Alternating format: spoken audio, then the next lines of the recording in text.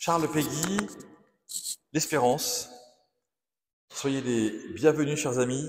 C'est une très grande joie pour Cateau Rouen de vous offrir un nouveau cycle de l'école biblique de Rouen ce trimestre avec une longue introduction cette année à la poésie catholique en abordant un certain nombre d'auteurs, Charles Péguy, Georges Bernanos, Marie-Noël dans quelques semaines. Le programme de l'année était déjà sous presse quand le pape François a publié le 17 juillet une lettre que vous avez tous lue, puisque quand le pape nous écrit, on lit tous son courrier, qui s'intitule « Sur le rôle de la littérature dans la formation ». Vous pouvez imaginer notre joie à la lecture de cette lettre du Saint-Père. Elle confirmait notre intuition de progresser encore et encore dans notre intelligence culturelle pour trouver des réponses aux questions de notre temps. Bien sûr, nous sommes à l'école biblique de Rouen et donc l'Écriture sainte est au rendez-vous de ces rencontres, on va le voir ce soir. Elle le sera bien sûr encore en particulier à partir du mois de janvier 2025 pour entrer dans le jubilé de l'espérance, lui aussi voulu par le pape François. Voici ce que dit le pape dans cette lettre. Au départ, il voulait l'adresser uniquement aux formateurs des séminaires pour les futurs prêtres. Et puis à la fin de sa lettre, il a dit, mais en fait, je vais arrêter de parler que aux futurs prêtres, je vais parler aux catholiques. Et voici ce qu'il dit. Je veux parler de l'importance de la lecture de romans et de poèmes dans le parcours de maturation personnelle. Un peu comme Péguy le sera à propos de la modernité, François tire le signal d'alarme sur la technique qui nous enferme. Voici ce qu'il dit. Contrairement aux médias audiovisuels, où le produit est plus complet et où la marge et le temps pour enrichir le récit et l'interpréter sont généralement réduits, le lecteur est beaucoup plus actif dans la lecture d'un livre. Il réécrit en quelque sorte l'œuvre, l'amplifie avec son imagination, crée un monde, utilise ses capacités, sa mémoire, ses rêves, sa propre histoire pleine de drames et de symboles. Et ce qui en ressort est une œuvre bien différente de celle que l'auteur voulait écrire. Une œuvre littéraire est donc un texte vivant et toujours fécond, capable de parler à nouveau de multiples façons et de produire une synthèse originale avec chaque lecteur qu'elle rencontre. Dans la lecture, le lecteur s'enrichit de ce qu'il reçoit de l'auteur, mais cela lui permet en même temps de faire fleurir la richesse de sa propre personne, de sorte que chaque nouvelle œuvre qu'il lit renouvelle et élargit son univers personnel. Un peu plus loin, le pape François va citer le grand théologien allemand Karl Rahner, théologien du XXe siècle. Voilà ce qu'il dit. Les paroles du poète, c'est pour ça que je cite François sur la poésie ce soir, les paroles du poète, écrit Rahner, sont pleines de nostalgie. Elles sont des portes qui s'ouvrent sur l'infini, des portes qui s'ouvrent largement sur l'immensité. Elles évoquent l'ineffable, elles tendent vers l'ineffable. Cette parole poétique donne sur l'infini, mais elle ne peut pas nous donner cet infini, ni porter ou cacher en elle celui qui est l'infini. Cela, c'est le propre de la parole de Dieu. La parole est Dieu, et toutes les paroles humaines portent la trace d'une nostalgie intrinsèque de Dieu tendant vers cette parole. On peut dire que la parole véritablement poétique participe analogiquement à la parole de Dieu telle que la lettre aux Hébreux dans le Nouveau Testament nous la présente de manière bouleversante. Voilà donc ce que nous dit le pape François, qui est pour moi vraiment une belle introduction ce soir pour ce grand cycle qui m'émeut, je dois vous le dire, me trouble un peu parce que je suis pas forcément reconnu dans le monde comme étant un poète et encore moins comme étant un analyste de la poésie. Donc je vous demande beaucoup de bienveillance comme à chaque fois avec moi à mon égard. Voilà, découvrons, si vous voulez bien, en quelques lignes Charles Péguy, puis ensuite, en deuxième partie, ce livre, ce recueil du Porche, du mystère de la deuxième vertu. Parce qu'il me semble important de nous donner un petit contexte de Charles Péguy, de l'histoire dans laquelle il se plonge, dans laquelle il est, et qui fait qu'il est connu aujourd'hui et reconnu mondialement. Charles Péguy meurt parmi les premiers officiers au tout début de la Première Guerre mondiale. Cette mort est bête, parce qu'elle est liée au fait que dans l'armée française, jusqu'à la Première Guerre mondiale, les officiers qui lançaient leurs troupes devaient se positionner debout devant eux pour donner leurs ordres. Les officiers et sous-officiers sont donc hyper visibles. Péguy lance un ordre et il tombe. Nous sommes le 5 septembre 1914, c'était il y a exactement 110 ans, à la bataille de l'Ourcq. Parmi ses derniers écrits, il y a le mystère du porche de la deuxième vertu, c'est le sujet de ce jour. Il me semble important de vous dire quelques petites choses très simples à son sujet. Les spécialistes de Péguy m'en voudront de vouloir réduire ainsi l'œuvre et le personnage à quelques mots. J'espère donner à ceux qui voudraient aller plus loin le désir de chercher un peu plus. Tout cela est très vaste. Charles naît le 7 janvier 1873 à Orléans. Son père meurt quelques jours après sa naissance. Charles va être éduqué par sa mère et sa grand-mère dans un monde précaire. Mais le petit Charles est très fort à l'école. Il va aussi au catéchisme de la paroisse, et là, il va systématiquement recevoir les premiers prix du catéchisme, l'époque où il y avait des examens pour le catéchisme. Mais la foi, en tant que telle, n'est pas là, pour plusieurs raisons.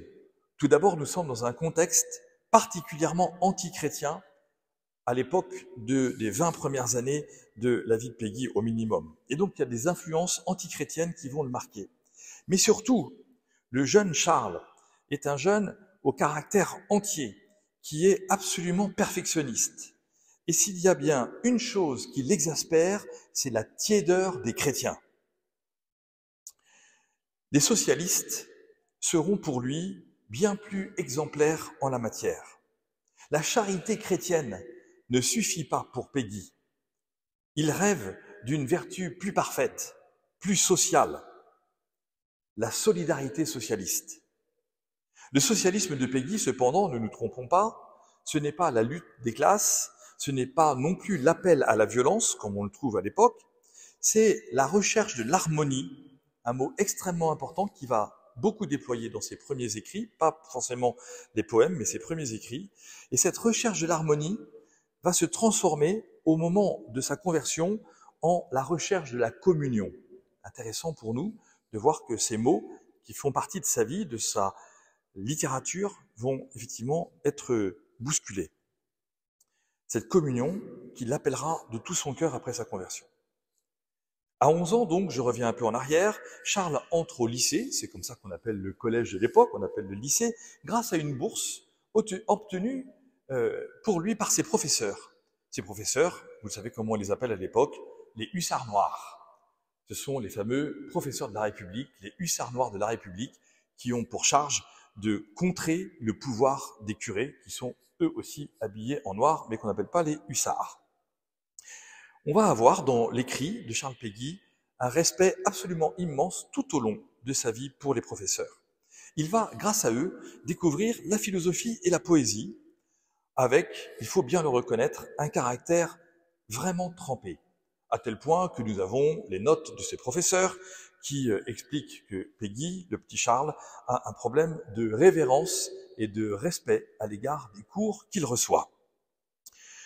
Le jeune homme, absolument idéaliste, va avoir son bac en 1891 et là, il part à Paris parce qu'il a un projet, il est tellement brillant, il a un projet, c'est de rentrer à l'école normale supérieure, l'ENS. Et là, il va rater 2 fois de suite, 2 années de suite, il va rater ce concours. Pour bien des raisons, la première raison étant pour passer du temps pour développer ses idées politiques, et notamment le socialisme, et notamment essayer de découvrir la pensée de Jean Jaurès, dont il va avoir une fascination absolument immense pendant très très longtemps. Se rendant compte que les études, ça marche pas pour l'instant, il quitte Paris, il retourne à Orléans, il fait le service militaire. On va voir que ça lui servira effectivement après. Il revient à Paris en 1894 et là, il réussit le concours d'entrée à l'ENS. Mais en 1894, en France, tout le monde le sait, c'est l'arrestation du capitaine Dreyfus. Non seulement notre ami Péguy est un admirateur de Jaurès, mais là, il va devenir un défenseur de Dreyfus avec des écrits dans tous les sens, parce que sa grande souffrance, c'est l'antisémitisme ambiant. Il est socialiste, il va prendre faits et causes pour le capitaine, et donc ses études, et notamment son agrégation, il va la rater, parce qu'il n'aura pas eu le temps de bien la travailler. Par contre, à l'école normale sup, il va effectivement influencer ses amis.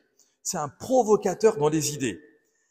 Notamment, en 1895, il va écrire un petit livre sur Jeanne d'Arc qui ne fait que 752 pages et qui sera tellement anticlérical que la seule chose que nous savons, c'est qu'il a été publié et vendu à un exemplaire. Donc si vous le trouvez, vous avez des chances de pouvoir faire fortune probablement.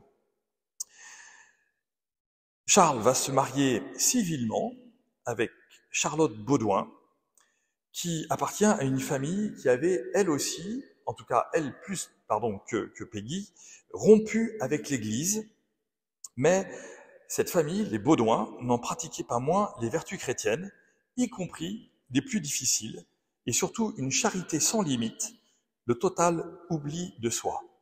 Avec Charlotte, Charles ils auront ensemble 4 enfants. Voyant que ça ne marche pas, que l'agrég ne marche pas, eh bien, il va décider de fonder une librairie.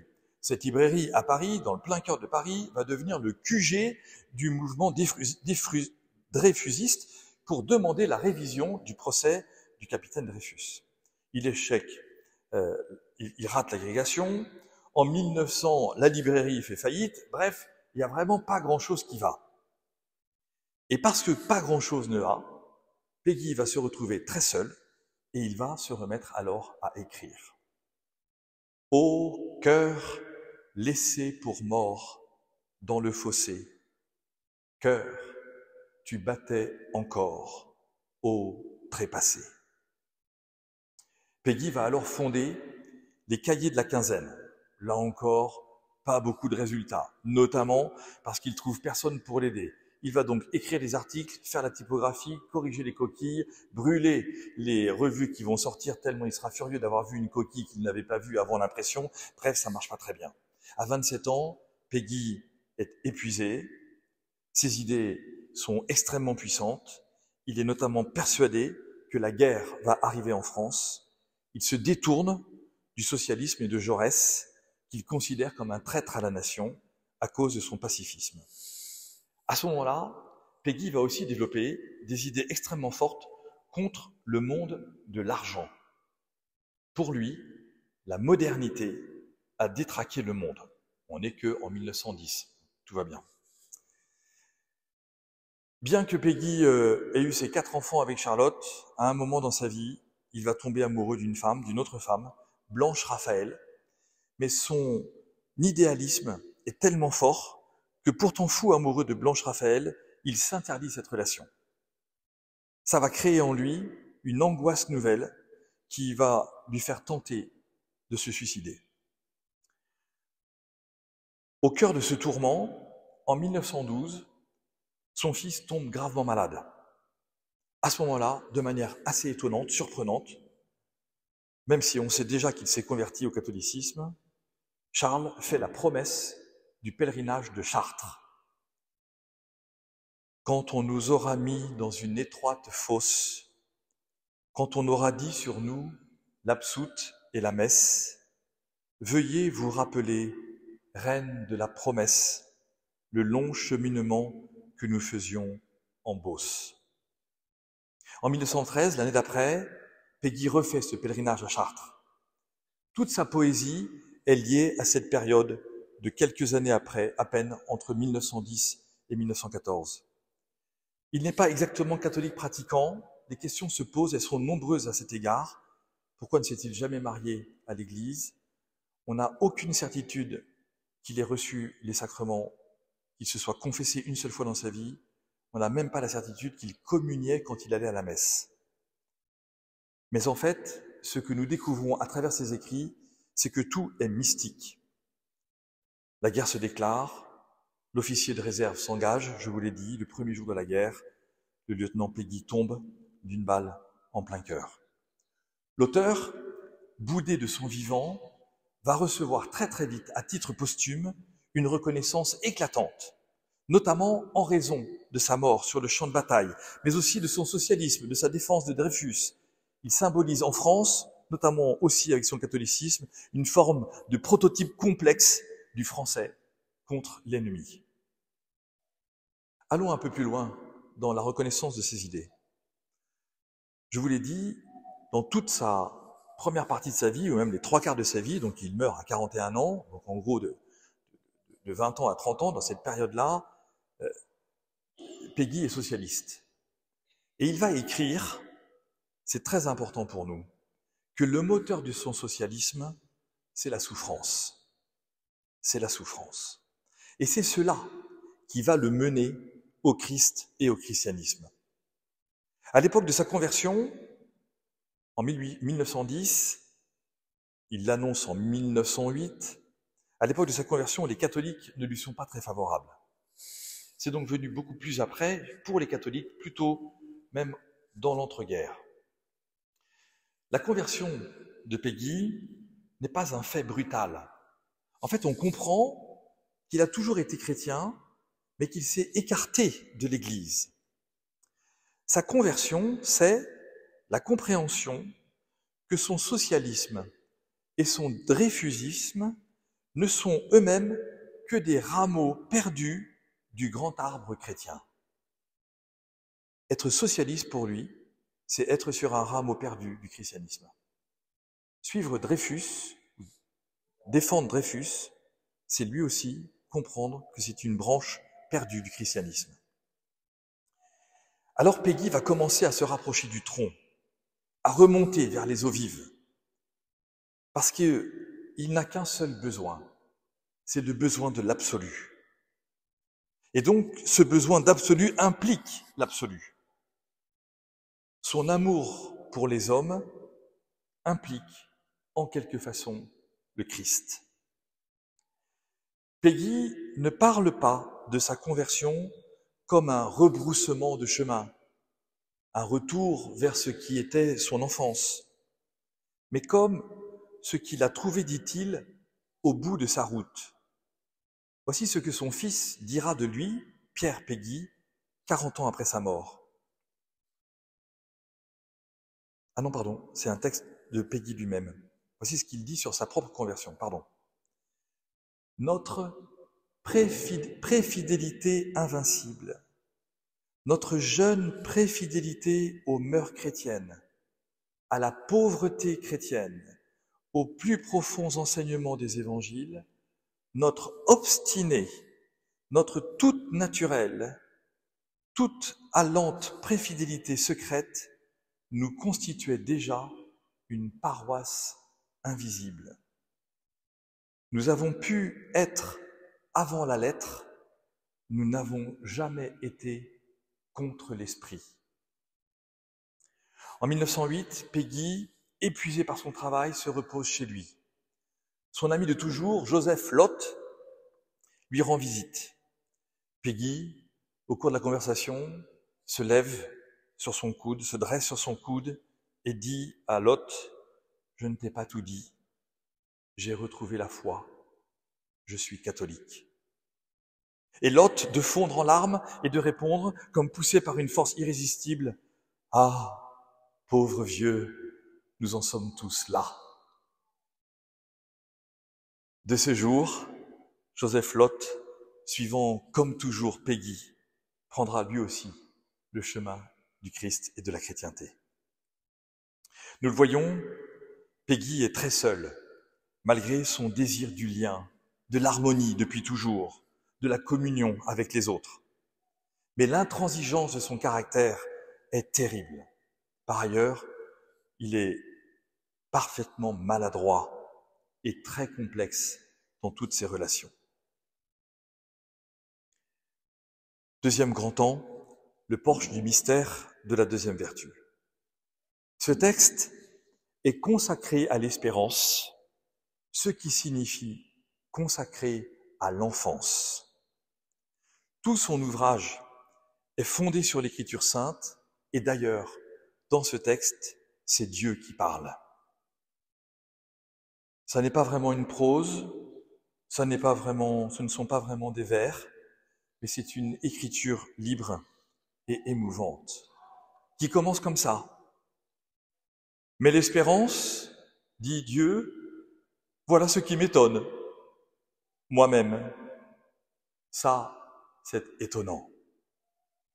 Il y a une unicité littéraire de Péguy qui se croit classique, mais qui en fait est extrêmement moderne dans son écriture. Et pourtant, le monde moderne est son opposant majeur. L'écriture de Péguy, c'est une répétition permanente. Parce que, comme son écriture est catholique, il va prendre appui sur les litanies, sur les répétitions de ces mots. Saint Pierre, priez pour nous, Saint Paul, priez pour nous, Saint Martyr, priez pour nous. Toute son écriture est un modèle catholique, un modèle fondé sur la foi catholique. Le modèle des litanies, c'est l'héritage pour la poésie de Péguy. Péguy réfléchit, Péguy écrit, il est compagnon de route pour nos réflexions actuelles. Parce qu'à l'intérieur de son espérance, il y a une colère permanente, une colère sur le monde, une aigreur profonde. La conversion de Péguy, je vous l'ai déjà dit un peu tout à l'heure, n'est pas acceptée, la situation est tendue dans sa famille, son épouse et ses enfants se convertiront, mais après sa mort. Par contre, la poésie de Péguy est une respiration devant ses propres difficultés. L'espérance, dit-il, est fragile, toujours menacée. Ce que nous comprenons aujourd'hui, c'est que la mort de Péguy à 41 ans a coupé une écriture qui se déployait. L'auteur est déroutant, l'auteur est fascinant. C'est un véritable auteur pour le XXIe siècle. Rien que le titre, et je n'irai pas beaucoup plus loin, nous dit des choses exceptionnelles qui veulent nous permettre d'avancer. Le porche du mystère de la deuxième vertu. Un porche. On va entrer. Mais qui va ouvrir? Et qui est là? Y a-t-il quelqu'un à l'intérieur? Qui est-ce? Moi ou un autre? Ou bien n'y a-t-il personne? Le porche, dans la Bible, nous fait penser à Luc 15, avec ses 3 paraboles de la brebis perdue et retrouvée au milieu des 99, de la drachme perdue par la femme dans sa maison, cette pièce d'argent de grande valeur, qui perd une pièce alors qu'elle n'en avait que 10, et puis bien sûr la fin de ce chapitre 15, la fameuse parabole du fils prodigue, que le pape Benoît XVI a demandé qu'on aborde, qu'on appelle désormais la parabole du Père miséricordieux. Ça n'est pas le fils qui revient, ça n'est pas le fils qui se convertit, c'est le Père qui est sur le porche de la maison et qui, voyant son fils encore très loin, se jette vers lui et l'accueille en pleurant. À l'intérieur de ce livre, du porche, du mystère de la deuxième vertu, vous avez des pages et des pages de méditation sur la brebis perdue, la drachme retrouvée, le père qui retrouve son fils. Qui donc est le porteur de l'espérance? Est-ce le père ou le fils? Est-ce le fils qui dit « je vais revenir vers mon père » ou bien est-ce le père dont on ne dit rien et qui par contre se jette comme un absolu vers son fils qu'il n'a pas oublié, qu'il n'a jamais oublié? Dans la vie spirituelle, le retour à Dieu est-il porté par Dieu lui-même, qui jalonne notre vie de repère, ou bien est-ce moi qui porte l'espérance et qui décide de revenir? Voici le porche. Tout est indiqué pour nous, pour que nous puissions décider si oui ou non nous accueillerons les bras ouverts de celui que nous avons un jour abandonné et qui, lui, nous a toujours aimés. Mystère, le porche du mystère. Chez les catholiques, on aime beaucoup ce mot de mystère. On l'utilise à toutes les sauces pour ne pas avoir à décrire les choses. Sauf que c'est une erreur. Parce que chez les poètes catholiques, chez les poètes catholiques, le mystère, en fait, c'est un terme du XIIe siècle qui est en fait une représentation scénique, pieuse. Au XIIe siècle, il n'y avait pas les vitraux.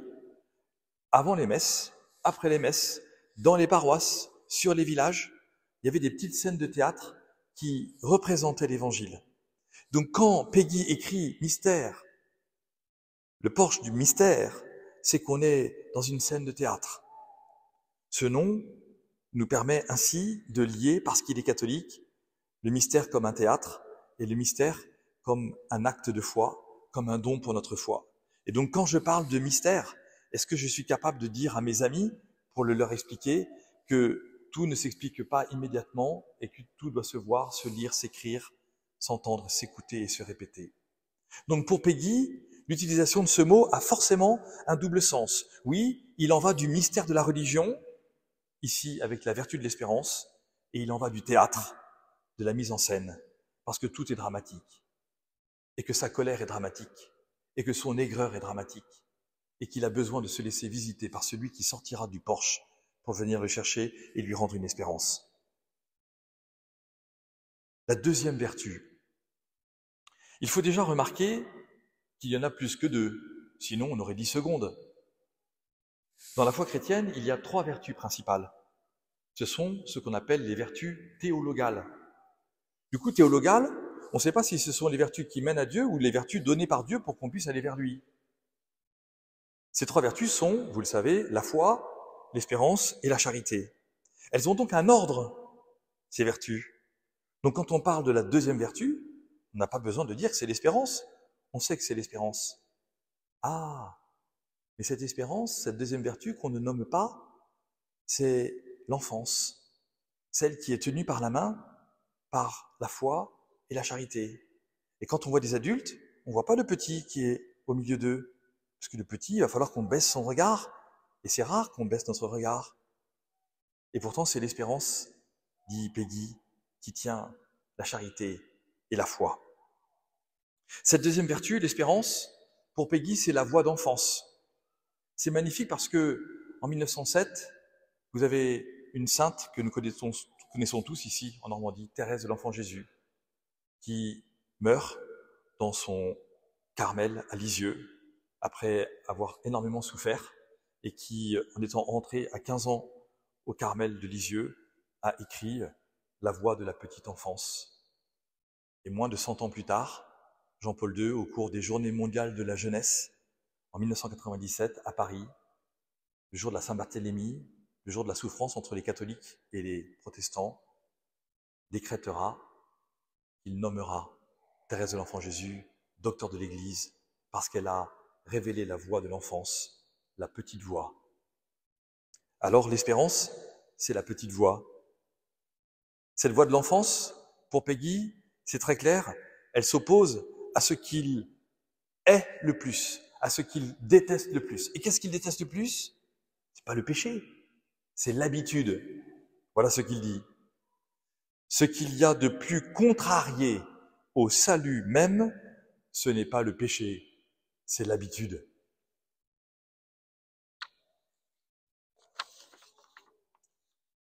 Ce porche de l'espérance, c'est celui de la joie. On entre dans la joie, on est reçu par la joie.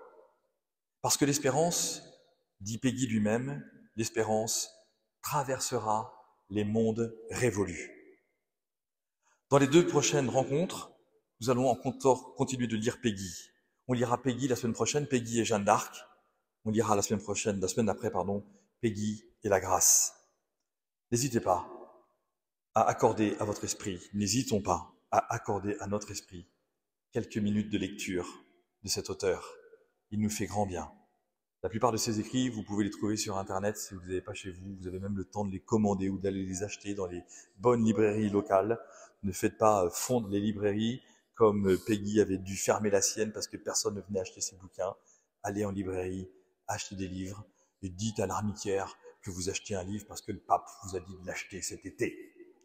Vous l'avez compris, notre espoir, je n'ose dire notre espérance, c'est que nous repartions cette année à la conquête de ces livres, de ces poèmes, de ces romans, de ces tragédies, de ces écrits, pour reprendre de la hauteur sur notre vie, pour donner sens à notre monde, à partir de la littérature, pour respirer, pour souffler quelques instants dans l'univers qui ne dort jamais. Merci de votre attention.